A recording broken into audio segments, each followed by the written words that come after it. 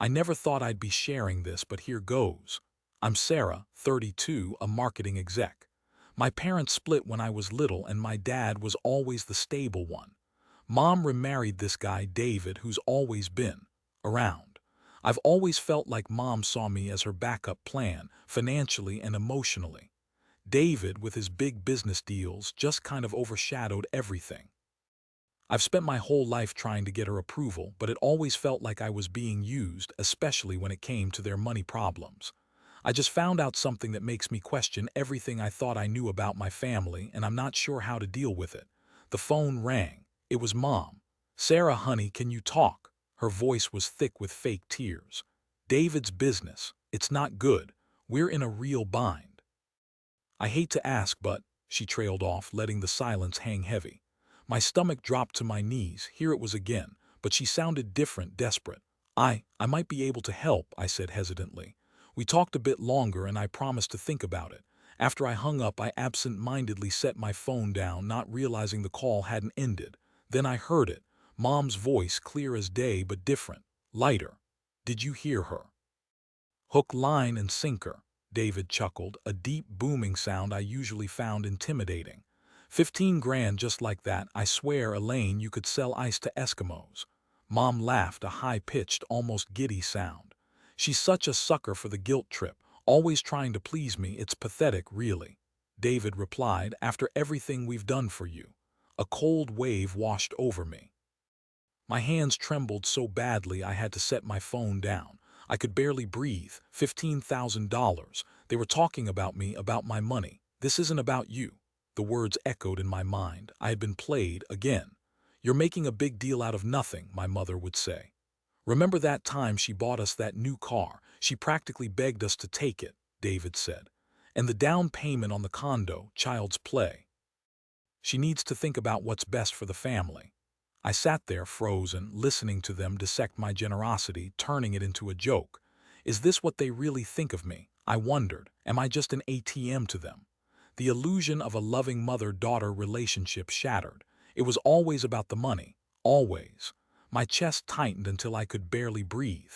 The betrayal was a physical blow, a punch to the gut. I felt sick, disgusted, and utterly, devastatingly alone. But beneath the pain, a flicker of anger ignited. This wasn't the first time, was it? It was just the first time I'd caught them red-handed. Silence, that's what they got. My phone buzzed incessantly, Mom texts, then calls. Ignoring it felt good, a small act of rebellion. Maybe if I didn't respond, she'd realize she'd crossed a line. Wrong, my Aunt Carol called. "Sarah, honey, what's going on? Your mother is beside herself. She says you've cut her off, won't even talk to her. She's so worried." My blood ran cold. They were already spinning the narrative. I was the cruel, ungrateful daughter. My own aunt, someone I trusted, was now an unwitting pawn in their game. "Aunt Carol," I started, but the words caught in my throat. How could I explain without sounding crazy? "She's your mother, Sarah. You need to be there for her. Family is everything." Carol's voice was laced with disapproval. "Whatever it is, you need to fix it. Elaine is beside herself." I hung up the phone, feeling like a lead weight in my hand. Deflection, gaslighting, guilt tripping, check, check, and check. My heart pounded like a drum against my ribs. I wanted to scream, to tell Carol everything. But what was the point? She'd just take Elaine's side. Another text from Mom. "Sarah, I'm so hurt. After everything I've done for you." I stared at the message, bile rising in my throat. My face burned with humiliation. What had she done for me? Used me, manipulated me, made me feel like I was never enough, always needing more. My throat closed up, words trapped inside. A new wave of messages flooded my phone. Guilt trips, passive-aggressive digs. "I hope you're happy, Sarah. I can't sleep at night worrying about this. Is this how you treat your mother? You know your father would be so disappointed." Self-doubt gnawed at me. Was I overreacting? Was I being dramatic? Everyone has family issues. Was I making too much of this? Maybe I should just apologize, give them the money, make it all go away. No, my hands wouldn't stop trembling. I felt dizzy, nauseous. But amidst the turmoil, a tiny voice whispered, "This isn't okay. This isn't normal. They don't get to treat me like this." But the voice was small, easily drowned out by the chorus of guilt and obligation. The family would take the side of the abuser. I felt defeated, exhausted, worthless, but the seed of doubt had been planted. The following weekend, my cousin Jessica's birthday party loomed, a mandatory family gathering. Why was I still putting up with this? Multiple texts from Mom led to this event. It would mean so much if you came, Sarah. Jessica will be so happy. I arrived late, hoping to minimize interaction. The backyard was filled with the usual suspects. Aunts, uncles, cousins, all buzzing around the buffet table like hungry wasps. Mom spotted me immediately, her eyes widening with practiced concern. "Sarah, darling, I'm so glad you could make it." She pulled me into a hug that felt both suffocating and insincere. David lumbered over, a forced smile plastered on his face. "Sarah, good to see you. You're looking thinner." A tension headache bloomed behind my eyes. "Remember when you were little, Sarah," Mom said sweetly. "You and Jessica used to be inseparable, like two peas in a pod." Aunt Carol chimed in. "Elaine's been so worried about you, dear. She says you've been ignoring her." The trap was closing. Jessica, bless her heart, rushed to my side. "Sarah, I'm so glad you're here." "Happy birthday, Jess," I said, handing her a gift. "We're thinking of taking a trip to Europe," David announced loudly, directing his comment at me.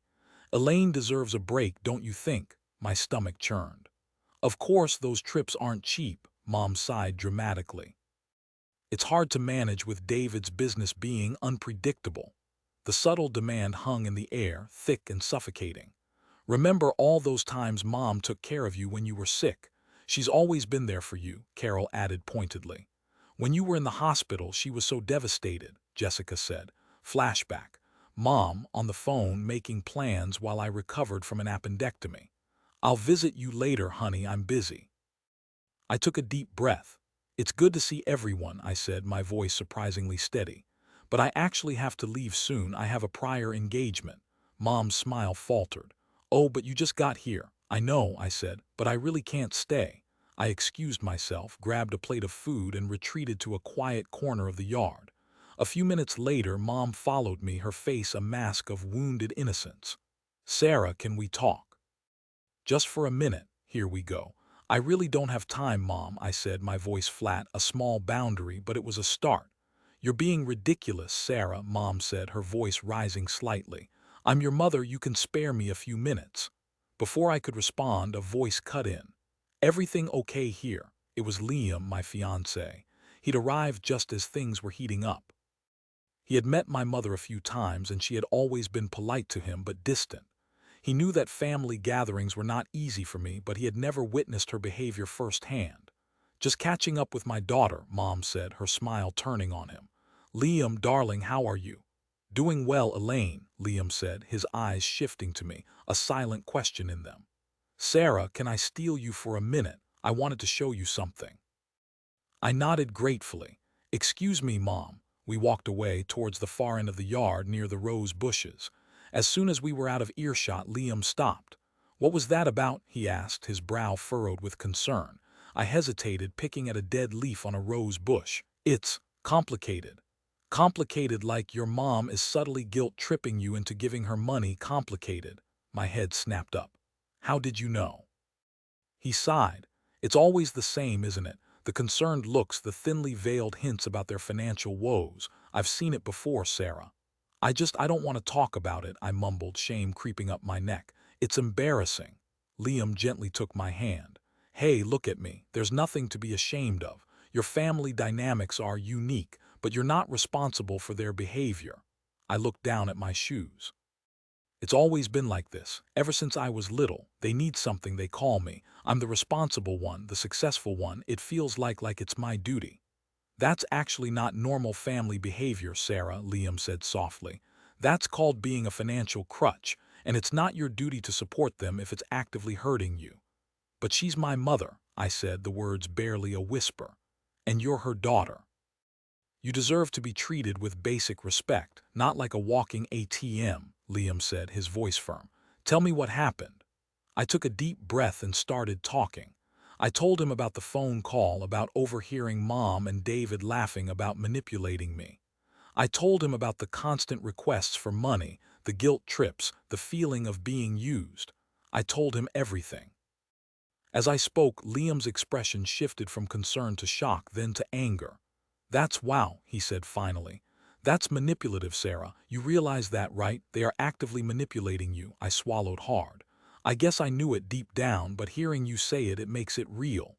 "If anyone else treated you that way, would you accept it?" Liam asked, his eyes searching mine. I thought about it for a moment. "No," I said quietly. "Absolutely not." "Then why are you accepting it from your mother?" The question hung in the air, heavy and undeniable. Why was I accepting it? "I don't know," I said, tears welling up in my eyes. I want her to love me, to be proud of me, to see me as something more than just a source of income." Liam wrapped his arms around me, holding me tight. "She should love you for who you are, Sarah, not for what you can give her." I leaned into him, letting his words sink in. A wave of relief washed over me, mixed with a profound sadness. "You deserve better than this," Liam said, his voice gentle. "You deserve to be treated with kindness and respect. You deserve to be happy." I pulled back, looking at him with newfound clarity. "You're right," I said, my voice stronger now. "I do." It was like a switch had flipped inside me. For the first time, I saw the situation for what it truly was, a toxic cycle of manipulation and abuse. And I knew with absolute certainty that I couldn't keep living like this. "What are you going to do?" Liam asked, his eyes filled with concern. I took a deep breath. "I don't know exactly," I said, "but I know I can't keep letting them treat me like this. I need to set boundaries. I need to protect myself. And I need to stop trying to earn their approval." I looked at Liam, a small smile playing on my lips. "Thank you," I said, "for helping me see the truth." He squeezed my hand.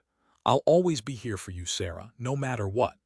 In that moment, standing in the rose garden surrounded by the noise and chaos of my family, I felt a sense of peace I hadn't felt in years. I wasn't alone, and I was finally ready to fight for myself. 2 months passed. Therapy was helping. Dr. Lee was a lifeline. I was learning to identify the manipulation, to understand the patterns. I started sleeping better. I even started a small side business, something I'd always dreamed of. Then she came. I was getting ready for work when the doorbell rang. I wasn't expecting anyone. I peered through the peephole. "Mom." My breath hitched. My heart hammered against my ribs. I hadn't spoken to her since Jessica's party. Seeing her standing there on my doorstep felt like a violation. I considered not answering, pretending I wasn't home, but something inside me wouldn't let me. I needed to face her. I needed to end this. I opened the door. Her face was streaked with tears, her eyes red and swollen. "Sarah, honey," she sobbed, "please, can we talk?" The performance was Oscar-worthy. The trembling lip, the pleading eyes, the sheer audacity of showing up after everything. A wave of nausea washed over me, followed by a surge of white-hot anger. I don't understand what's going on. You won't answer my calls. Your Aunt Carol said you have been cutting off contact from the family. What is it that you want?" I replied, my voice flat. "It's all a big misunderstanding," Mom said, as she began to sob even louder. "Please, baby, I love you. Cut the crap, Mom." The words ripped from my throat, harsh and unfamiliar. A part of me was shocked by my own vehemence, but another part felt a strange sense of relief. The dam had finally broken. Her eyes widened, startled by my tone. "Sarah, how can you be so cruel?" I crossed my arms, my body tense. "I heard the phone call, Mom." Her face paled. Her eyes darted around nervously, searching for an escape. The tears vanished as quickly as they'd appeared. What phone call?" she stammered, her voice shaking. "The one where you and David laughed about manipulating me out of $15,000, I said, my voice steady and clear. "The one where you called me pathetic. The one where you talked about how easy it is to get my money." Her mask crumbled completely. The wounded mother act was gone, replaced by a cold, hard anger. "You were eavesdropping," she hissed. "I heard what I needed to hear," I replied. "I heard the truth." "I didn't mean anything by it," she said, her voice rising. "You're my daughter, we were joking." "No, you weren't," I said, shaking my head. "You were being honest for once." "After everything I've done for you," she screamed, her face contorted with rage. A bolt of clarity shot through me. I saw her for who she really was, a manipulative, self-centered woman who was incapable of genuine love or remorse. Something inside me snapped. The years of hurt, the constant disappointment, the endless manipulation. It all coalesced into a single, burning rage. My hands curled into fists. My body trembled. I could feel the blood pounding in my ears. But beneath the anger there was a strange sense of calm, a sense of finality. This was it, the breaking point. I stood up straighter, my shoulders back, my chin lifted. My voice was quiet but firm. "Get out," I said. "What?" she asked, surprised. "Get out of my apartment, get out of my life. I never want to see you again." Her mouth opened and closed, but no words came out. She looked at me, her eyes filled with a mixture of shock and disbelief. "I'm done," I said, my voice unwavering. "I'm done with the guilt trips, the manipulation, the lies. I'm done trying to earn your approval. I'm done being your ATM." This was it. I am done. The confrontation loomed. I pulled the rental car into a deserted parking lot overlooking the city. A sliver of moon hung in the inky sky. Time to prepare. First, the evidence. I opened my laptop. Screenshots of Mom's texts, saved voicemails, even a meticulously kept record of every loan, every gift given over the years. Dr. Lee had encouraged me to document everything, to see the pattern. It was sickening. Next, the plan. Dr. Lee had helped me craft a script, a framework for the conversation. Not to be rigid, but to stay focused. Boundary setting was key. No yelling, no getting sucked into her drama. Just clear, concise statements of fact. I rehearsed my opening lines in the mirror of the car. "Mom, I know about the phone call. I understand your financial situation isn't what you claim, and this conversation ends now." Then the contingencies. What if she denies it? What if she starts crying? What if David shows up? Each scenario had a pre-planned response. Breathe. State my boundaries. Leave. My phone buzzed. It was Liam. "Thinking of you, you got this." A wave of anxiety washed over me. What if the family turned on me? What if they branded me as a heartless daughter? But Dr. Lee had prepared me for that too. "Their reactions are not your responsibility, Sarah. Your well-being is." I closed my laptop, took a deep breath, and ran through my closing statement one last time. "Mom, I need you to understand that I love you and I don't like you. This is not a decision I've made lightly. This is for my own well-being. From now on, there will be no contact between us. You are no longer a part of my life." The words felt foreign, yet powerful. Liam's advice echoed in my head. "Remember, Sarah, you're not doing this to change her. You're doing this to protect yourself." I reached for my purse. Inside was a small, smooth stone Liam had given me. A grounding stone, he called it. I clutched it tightly, feeling its coolness against my palm. It's okay to be scared. It's okay to be angry, but don't let those emotions control you. I turned the key in the ignition. I was going to tell her the truth. I wasn't going to let her play me. I wasn't going to let her make me feel guilty. I pulled into the parking lot of my apartment complex. It was eerily quiet. My hands shook as I walked towards the building. Each step felt heavier than the last. This is it. I reached my apartment door. Mom was standing there waiting, no turning back. "This ends now, Mom. I'm not asking, I'm telling you."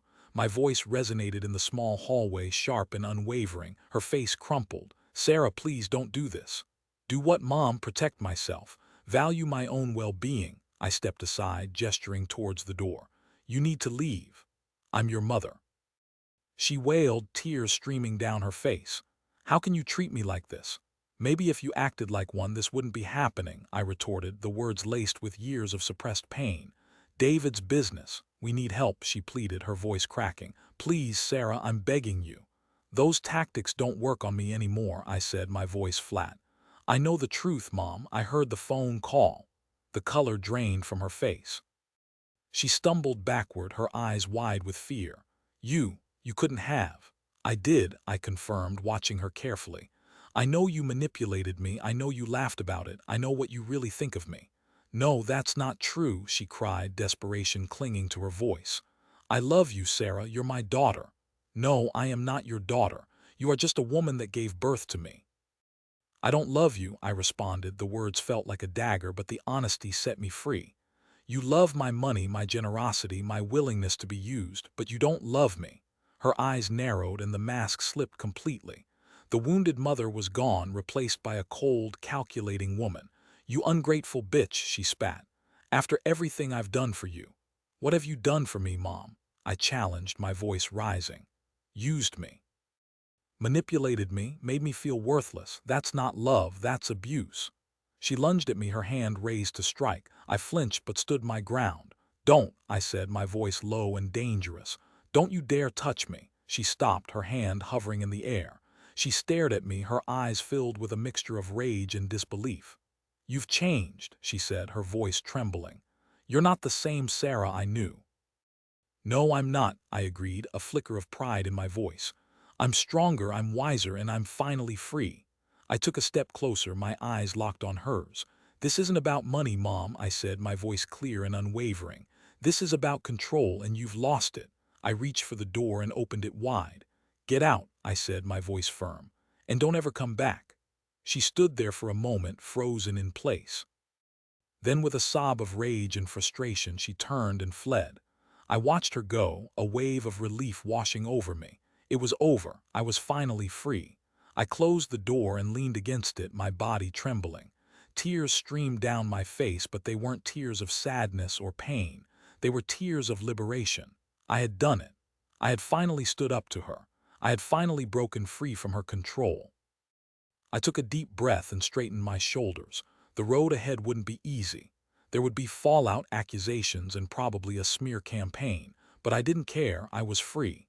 I walked to my bedroom, grabbed a suitcase, and started packing. I was going to Liam's. I needed to be with him. I needed his support. And as I packed, I knew that I was finally on the path to healing. I would never forget what my mother had done. But I wouldn't let it define me. I was Sarah, and I was finally in control of my own life. I wasn't going to let her control me. I slammed the door shut, the sound echoing in the empty apartment. It was done. The adrenaline faded, leaving me shaky and drained. My legs felt like jelly and I sank to the floor, tears streaming down my face. It was over. The confrontation, the years of manipulation, the constant need for approval, it was finally over. My phone buzzed. It was Liam. You okay? I couldn't speak. I just texted back, it's done. Within minutes, he was there, wrapping me in a hug. I clung to him, sobbing, letting go of years of pent-up emotion. The fallout was immediate. My phone blew up with calls and texts from Mom, from Aunt Carol, from various cousins.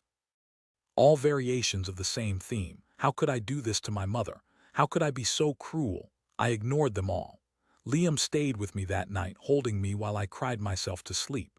The next morning, I woke up to a barrage of messages on social media. Screenshots of old photos, accusations of being a terrible daughter, even some veiled threats. Mom had launched her smear campaign. I deactivated my social media accounts. I couldn't deal with it. Liam helped me pack a bag. We drove to a secluded cabin in the mountains, a place where I could disconnect and breathe. It's been 3 months since that day.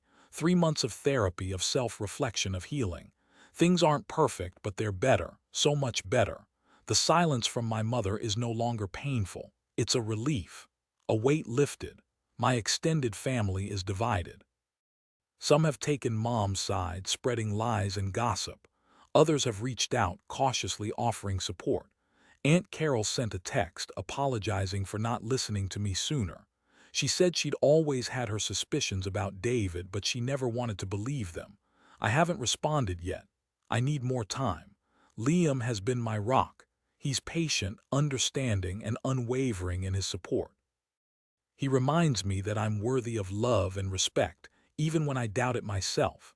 I've reconnected with old friends, people who knew me before the family drama took over my life. They've welcomed me back with open arms, offering a safe space to be myself. My small business is thriving. I'm finally pursuing my passions, and it feels amazing. There are still moments of doubt, of course. Times when I question my decision, when I wonder if I was too harsh. Times when I miss the idea of the mother I always wanted instead of the one I had. But then I remember the phone call. I remember the manipulation, the lies, the constant feeling of being used. And I know that I made the right choice. I've learned that family isn't always blood. It's the people who love you unconditionally, who support you through thick and thin, who celebrate your successes and comfort you in your failures. I've learned that setting boundaries is an act of self-love, not selfishness. I've learned that I am strong, resilient, and worthy of happiness. I'm still healing. The scars may never fully disappear, but they're a reminder of how far I've come. I'm no longer the anxious, people-pleasing daughter I used to be. I'm a woman who knows her worth, who values her own well-being, who is finally living life on her own terms. And as I look to the future, I feel a sense of hope I haven't felt in years. I'm excited to see what life has in store for me, without the weight of my toxic family holding me back. So here I am, free, but with some lingering questions. Has anyone else experienced something similar? How did you navigate the extended family dynamics? And how do you cope with the occasional pang of guilt, even when you know you did the right thing?